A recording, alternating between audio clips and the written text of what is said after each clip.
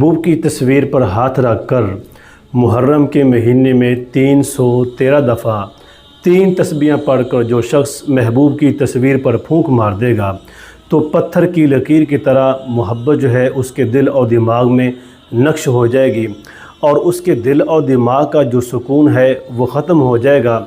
जुदा रहना काबिल बर्दाश्त नहीं होगा। मुलाकात के लिए, दीदार के लिए बेचैन, बेकरार, बेताब होना शुरू हो जाएगा। बीवी अपने खामद के लिए पढ़ सकती है। खामद झगड़ा करता है, नफ़रत करता है, अच्छा सलूक नहीं करता और मियाँ बीवी के रिश्ते को मज़बूत करने के लिए ये ताल्लुक़ टूट ना पाए तो खामद की तस्वीर पर हाथ रख कर पढ़ सकते हैं।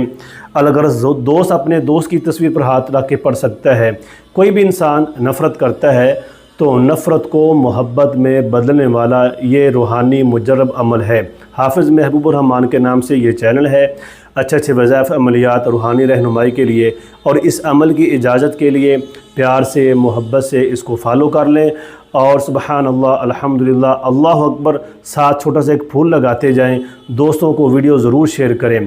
तो काला जादू, नज़र बद, कारोबार में रुकावट है, रिश्ते में बंदिश है, तबीयत के अंदर खौफ है, घबराहट है, परेशानी है तो 0305 74 22 288 ये व्हाट्सअप नंबर है। इस पर आप रब्ता कर सकते हैं।